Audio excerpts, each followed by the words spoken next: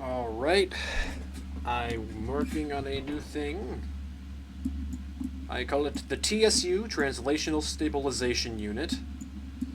Goofy on name, but who cares. You can read this if you want, just pause, but whatever. I'm not going to read it. Right here. Here's how it works. I guess let me take it off the list again. You can see how it does that. What that does, these two pistons are now interlocked with one another. So this half is actually attached to that piston and vice versa. So they're interlocked right now, which has the cool effect of letting it slide. And what this thing does, it can detect the position of this free-floating object and try to account for it and change its own position to return this to a stable spot.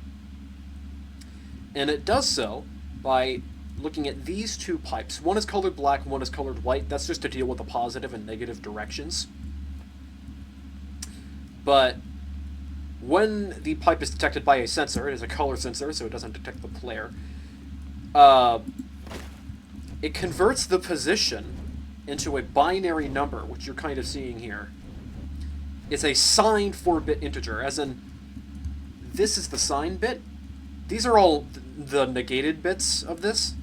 So this is the negated sign bit. And then the logic connects to these logic gates. And then I actually had set it up slightly backwards. I had to connect these logic gates to these thrusters and etc. But basically, it reads the bits, and depending on how far away it is from the center, it activates thrusters of different strengths. So we have an off thruster. It says, even though it's off, it actually does, it still provides thrust. Then a 1, then a 2, then a 3. It would make more sense to do it 1, 2, 4, and 8. There is only 7, but 1, 2, 4, and 7 would be better. However, I found that actually to be way too unstable, so this is actually a much more stable configuration, even though it's less mathematically accurate. You could think of it as kind of has a form of decay. It doesn't want to overshoot. It wants to prefer to undershoot. But when you hit the craft, you can see this stays perfectly still. And that's because you could think of this as just a sliding rod. It can slide along this rod freely.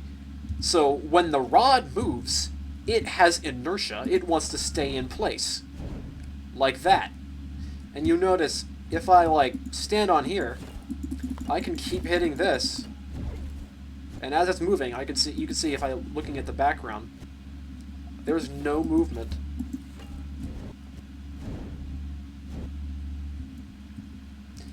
Even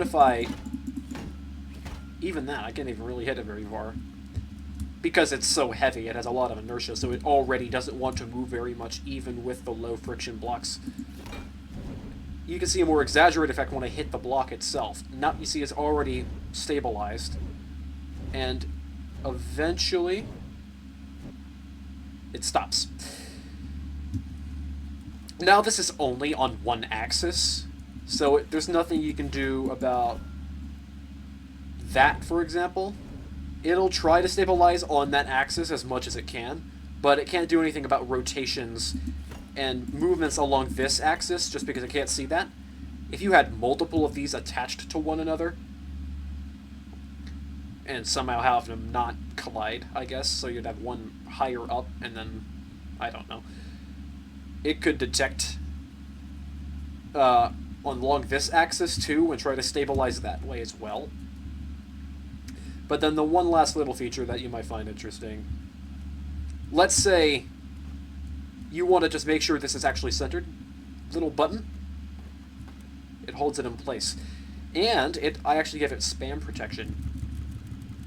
What it does, okay, these two logic gates, this just activates the controller. That activates the setup procedure for setting up the interlocking method.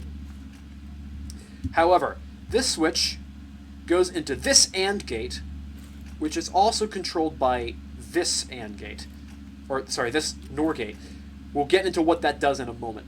but effectively it goes directly into these 3 logic gates. What that does, it goes into this, and that goes into here, and then it also goes directly into here.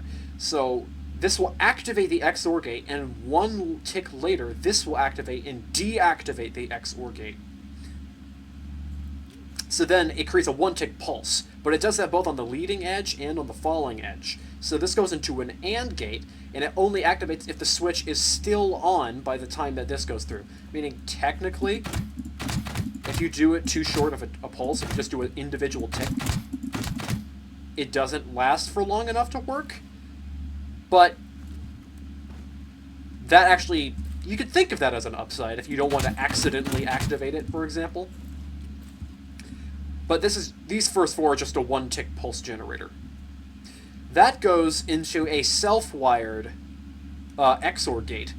That stores the state that you're giving it as a toggle. And then what that does, it ends up triggering this timer. It triggers this timer, effectively. Or rather, technically this one does. This triggers the timer. The timer goes for exactly 0.5 seconds. So half a second. And then it turns this back off. And the reason it does that is so that it can activate these pistons, and a half a second later, it will retract the pistons. And then, what's going on with this? How to get rid of spam protection? Well, I negated this signal and put it into an AND gate. So that way, instead of connecting the switch directly to these logic gates, it goes through the AND gate, so it can only send the 1-tick pulse if this is already not on, which stops you from spamming and overloading this timer and causing the pistons to freak out. There's no reason to do that, but it's nice to do. But yeah, very crude translational stability unit, TSU. Thought you might find that interesting.